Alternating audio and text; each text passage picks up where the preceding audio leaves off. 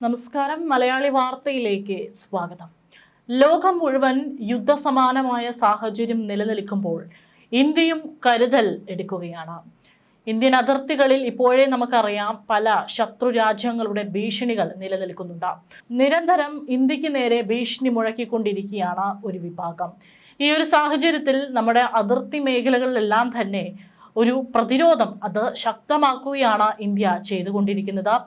ഇപ്പോൾ ഇന്ത്യ ബംഗ്ലാദേശ് അതിർത്തിയിലെ നദീതീരങ്ങളും ചതുപ്പ് നിലയങ്ങളും കേന്ദ്രീകരിച്ചുള്ള നുഴഞ്ഞുകയറ്റം തടയാൻ പാമ്പുകളെയും മുതലകളെയും പ്രതിരോധ മാർഗങ്ങളായി ഉപയോഗിക്കുന്നതിനെ കുറിച്ച് ആഭ്യന്തര ചർച്ചകൾ നടത്തിയെന്ന് ചില റിപ്പോർട്ടുകൾ പുറത്തുവരുന്നു. എന്നാൽ ഔദ്യോഗിക ഉത്തരവുകളൊന്നും ഇതുവരെ പുറത്തു വന്നിട്ടില്ല. സാധാരണ നിലയിൽ അതിർത്തി വേലികൾ നിർമ്മിക്കാൻ സാധിക്കാത്ത വളരെ ദുർഘടമായ പ്രദേശങ്ങളിലാണ് ഈ പദ്ധതി നടപ്പിലാക്കാൻ ആലോചിക്കുന്നതെന്നാണ് വിവരം. 4096 കിലോമീറ്റർ നീളമുള്ള അതിർത്തിയിൽ ഏകദേശം 175 കിലോമീറ്റർ നദീതീരവും ചതുപ്പ് നിലയവും ഉൾപ്പെടുന്നുണ്ട്.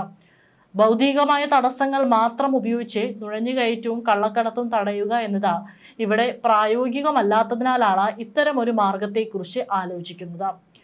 ഈ പദ്ധതികൾക്ക് അനുയോജ്യമായ സ്ഥലങ്ങൾ കണ്ടെത്താൻ ഉദ്യോഗസ്ഥരോട് ആവശ്യപ്പെട്ടിട്ടുണ്ടെന്നാണ് വിവരം.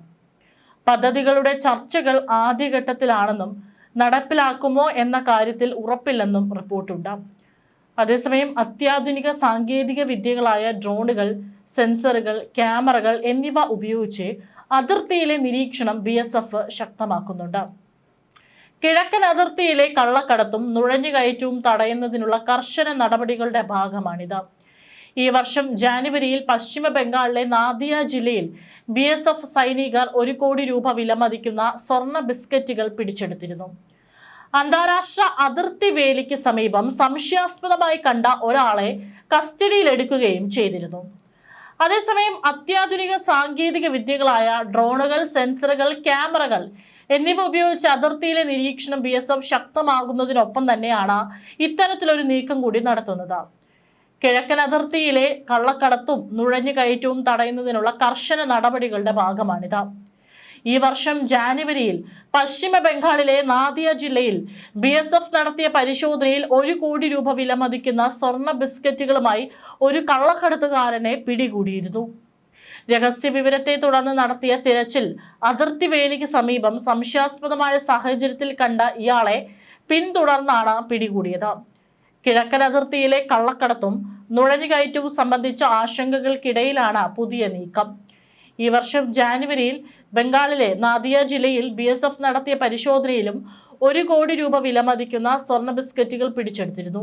2025 നവംബറിലും നാദിയ ജില്ലയിൽ തന്നെയുണ്ടായ മറ്റൊരു സംഭവത്തിലും കള്ളക്കടത്ത് തടയുന്നതിനിടെ ഉണ്ടായ വെടിവയ്പിൽ ബംഗ്ലാദേശുകാരനായ കള്ളക്കടത്തുകാരൻ കൊല്ലപ്പെട്ടിരുന്നു.